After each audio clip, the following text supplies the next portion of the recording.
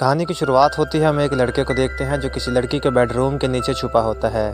लड़की सारा दिन अपने रूम में क्या करती है, लड़का ये सब कुछ छुप कर देखता है। अब ये लड़का कौन है, आखिर इस बेड के नीचे क्या कर रहा है, ये हमें इस मूवी में आगे पता चलेगा। हम जान पाते हैं इस लड़के का नाम जॉन होता है और ये लड़का खुद से बहुत ही ज़्यादा अकेला रहता है। इसके साथ साथ इसका स्कूल भी कोई दोस्त नहीं होता और ना ही इसके घर वालों को कोई इसकी कदर होती है, और इसी वजह से जॉन को ये बात बहुत ही ज़्यादा चुभती है।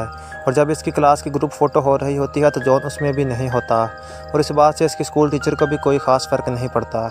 इस बात से हम अंदाज़ा लगा सकते हैं कि जॉन दुनिया में होना या ना होना कोई मायने नहीं रखता और किसी को कोई भी इससे फ़र्क नहीं पड़ता। एक दिन हम देखते हैं कि जॉन लाइब्रेरी में बैठा पढ़ाई कर रहा था, लेकिन तभी इसके पीछे बैठी हुई एक लड़की इसका नाम लेकर बुलाती है। इसे देखने के बाद जॉन के होश ही उड़ जाते हैं, क्योंकि पहली मर्तबा किसी लड़की ने उसे नाम लेकर बुलाया था। और हम जान पाते हैं कि इस लड़की का नाम सारा है, और हमें पता चलता है कि सारा यहाँ पर इसकी बहुत ही ज़्यादा मदद करती है।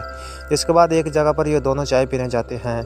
जॉन को बहुत ही ज़्यादा खुशी हो रही थी, क्योंकि आज तक किसी ने इसके साथ भी चाय नहीं पी थी, और आज तो इसके साथ एक खूबसूरत लड़की बैठकर चाय पी रही थी। इस दिन को लेकर आज को 11 साल हो गए थे, क्योंकि जॉन को सारा को बिछड़े हुए 11 साल हो गए थे। बहुत ज़्यादा ढूंढने के बाद आखिरकार जॉन को सारा का घर दिख जाता है।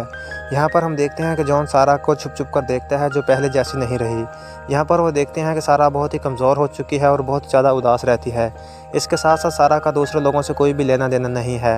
यहाँ पर जॉन उसके सामने खड़ा होता है, लेकिन सारा उसे बिना पहचाने ही छोड़कर आगे चली जाती है, क्योंकि अब इन दोनों को बिछड़े लगभग 11 साल गुजर चुके थे।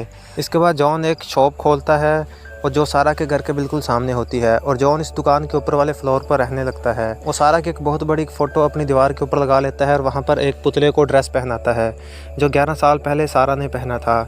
इसके बाद हम देखते हैं कि जॉन सारा को अपने घर से रोज़ आते जाते देखता है।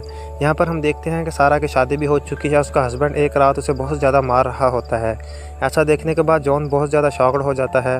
अगले दिन जॉन फिर से सारा को देखने जाता है।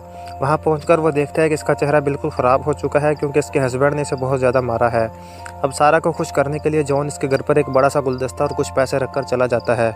इस गुलदस्ते में लिखा होता है हमेशा खुश रहना चाहिए, लेकिन सारा उस गुलदस्ते और नोटों को कचरे में डालकर चली जाती है, क्योंकि उससे उन चीज़ों को कोई फ़र्क नहीं पड़ता, क्योंकि आजकल वो अपनी ज़िंदगी में बहुत ज़्यादा टॉर्चर सह रही है। इसके बाद हम देखते हैं कि एक दिन सारा उसकी दुकान पर आती है और वहाँ से क्रीम खरीदती है, और इसके बाद जॉन एक क्रीम लगाने के लिए सारा के घर पर जाता है। वहाँ पर मौका पाकर वो उसके घर की चाबी चुरा लेता है। इसके साथ साथ इसके लाइटर में एक माइक्रोफोन भी लगा देता है। नेक्स्ट पार्ट के लिए चैनल को सब्सक्राइब करें। शुक्रिया।